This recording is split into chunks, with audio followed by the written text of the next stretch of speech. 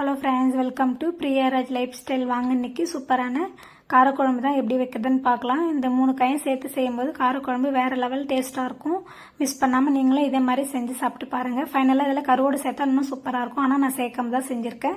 அது என்ன 3 காய்னா, உருளைக்கிழங்கு, முருங்கைக்காய், கத்திரிக்காய், இது 3 எடுத்துக்கிறேன். எடுத்துகிட்டு இதெல்லாமே நல்லா வாஷ் பண்ணிவிட்டு கட் பண்ணி எடுத்து வச்சுக்கிறேன். லெமன் சைஸ்க்கு புளி எடுத்துகிட்டு இதை ஊற வச்சு கரைச்சி எடுத்து வச்சுக்கிறேன்.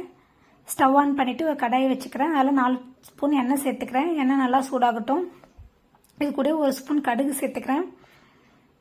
இது கூடவே 1/2 ஸ்பூன் சீரகம், 1/2 ஸ்பூன் வெந்தயம் சேர்த்துக்கிறேன். இதெல்லாமே நல்லா பொரிஞ்சு வரட்டும். ஒரு பூண்டு எடுத்து தோல் உரித்து இந்த மாதிரி சேர்த்துக்கிறேன். கட் பண்ணிவிட்டு பெரிய வெங்காயம் 3 வெங்காயம் எடுத்து பொடியாக கட் பண்ணி சேர்த்துக்கிறேன். கறிவேப்பிலை ஒரு கொத்து சேர்த்துட்டு வெங்காயத்தை நல்லா வதக்கி விட்டுக்கிறேன். வெங்காயம் நல்லா வதங்கணும். அப்போ தான் குழம்பு ரொம்ப சூப்பராக இருக்கும். இந்த அளவுக்கு நல்லா வெங்காயம் வதங்கிருச்சு. இப்போ 3 தக்காளி எடுத்து இந்த மாதிரி பேஸ்ட்டாக அரைச்சி எடுத்துக்கிறேன். பேஸ்ட்டாக அரைச்சி சேர்க்கும்போது குழம்பு கொஞ்சம் திக்காக இருக்கும். அதனால தான் இதையும் சேர்த்து தக்காளியோட பச்சை வாசனை நல்லா போகிற வரைக்கும் நல்லா வதக்கிக்கணும். தக்காளியோட பச்சை வாசனை போனால் தான் நல்லாயிருக்கும். எண்ணெய் பிரிஞ்சு வர வரைக்கும் நல்லா வதக்கி விட்டுக்கிறேன். தக்காளி சரியாக வதக்காம விட்டால் பச்சை வாசனை மாதிரி இருக்கும். அதனால் நல்லா தக்காளி வதக்கி விட்டுக்கிறேன். பாருங்கள், இதுலேருந்து எண்ணெய் பிரிஞ்சு சூப்பராக வதங்கி வந்துருச்சு. இப்போ நான் கட் பண்ண காய் எல்லாமே இதில் சேர்த்துக்கிறேன். கத்திரிக்காய், உருளைக்கிழங்கு மட்டும் இப்போ சேர்த்துக்கிறேன். முருங்கைக்காய் அப்புறமா சேர்த்துக்கலாம். அது ரொம்ப வதங்கக்கூடாது. இதுக்கு தேவையான அளவுக்கு உப்பு எல்லாமே நான் இப்போயே சேர்த்துட்றேன். நீங்களும் உப்பு உங்களுக்கு தேவையான அளவுக்கு பார்த்து சேர்த்துக்குங்க. இது 2 காயுமே நல்லா வதங்கணும். வதங்கினா தான் நல்லா சீக்கிரமாக வெந்து வரும். நல்லா வதக்கி விட்டுக்கிறேன். இந்த மாதிரி ஒரு 3 நிமிஷத்துக்கு நல்லா வதக்கி விட்டுக்கிறேன்.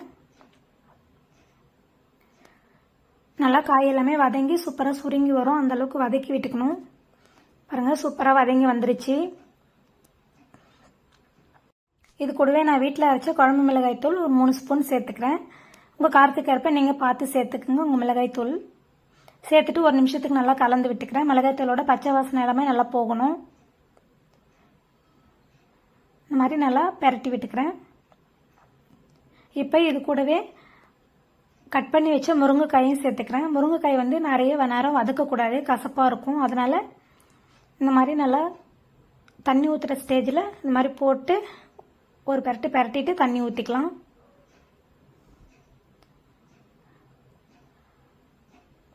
ரொம்ப நேரம் வதங்கணும்னு அவசியம் இல்லை முருங்கைக்காய். அவ்வளோதான். இது கூட காயெல்லாம் முழுகிற அளவுக்கு தண்ணி சேர்த்துக்க போகிறேன்.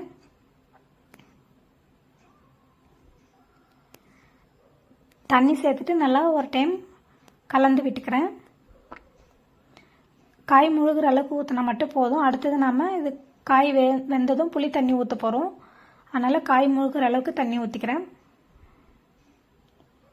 நல்லா ஒரு டைம் மிக்ஸ் பண்ணி விட்டுங்க. இப்போ உப்பு செக் பண்ணிவிட்டு கூட நீங்கள் இப்போ கூட போட்டுக்கலாம் வேணும்னா. இப்போ இது மூடி கரெக்டாக ஒரு 10 நிமிஷத்துக்கு வேகட்டும், மீடியம் ஃப்ளேமில் வச்சு. இப்போ ஓப்பன் பண்ணிக்கிறேன். காய் எல்லாமே சூப்பராக வெந்து வந்துருச்சு.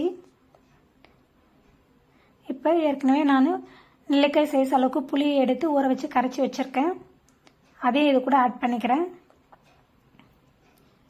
புளி தண்ணியை சேர்த்துட்டு ஒரு 2 நிமிஷத்துலேருந்து 3 நிமிஷம் கொதிக்கட்டும். அப்போ தான் பச்சை வாசனை எல்லாமே நல்லா போகும். ஒரு முறை கலந்து விட்டுட்டு நல்லா கொதிக்க விட்டுக்கலாம். இது நல்லா கொதிக்கட்டும். பாருங்கள், நல்லா கொதிச்சு எண்ணெயெல்லாம் சூப்பராக பிரிஞ்சு வந்துருச்சு. அவ்வளோதான், நமக்கு சூப்பரான காய்கறி காரக்குழம்பு ரெடி ஆகிடுச்சு. நீங்களும் கண்டிப்பாக இதே மாதிரி மெத்தடில் ட்ரை பண்ணி பாருங்கள். சாப்பாட்டுக்கெலாம் வச்சு சாப்பிட ரொம்பவே சூப்பராக இருக்கும். இந்த ஸ்டேஜில் நீங்கள் கருவாடு கூட சேர்த்துக்கலாம். ஆனால் நான் சேர்க்காம தான் செஞ்சுருக்கேன். ஆடி மாதத்துக்கு படைக்கிறதுக்கு கருவாடு கூட சேர்த்து செய்யலாம். நீங்களும் கண்டிப்பாக இதே மாதிரி செஞ்சு பாருங்கள். கமெண்ட்டில் எப்படி இருந்துச்சுன்னு சொல்லுங்கள். மறக்காமல் நம்ம சேனலை சப்ஸ்கிரைப் பண்ணி சப்போர்ட் பண்ணுங்கள். பெல் ஐக்கானையும் கிளிக் பண்ணிக்கங்க. நெக்ஸ்ட் நான் போடுற வீடியோ உங்களுக்கு நோட்டிஃபிகேஷனில். தேங்க்யூ. நெக்ஸ்ட் வீடியோவில் பார்க்கலாம்.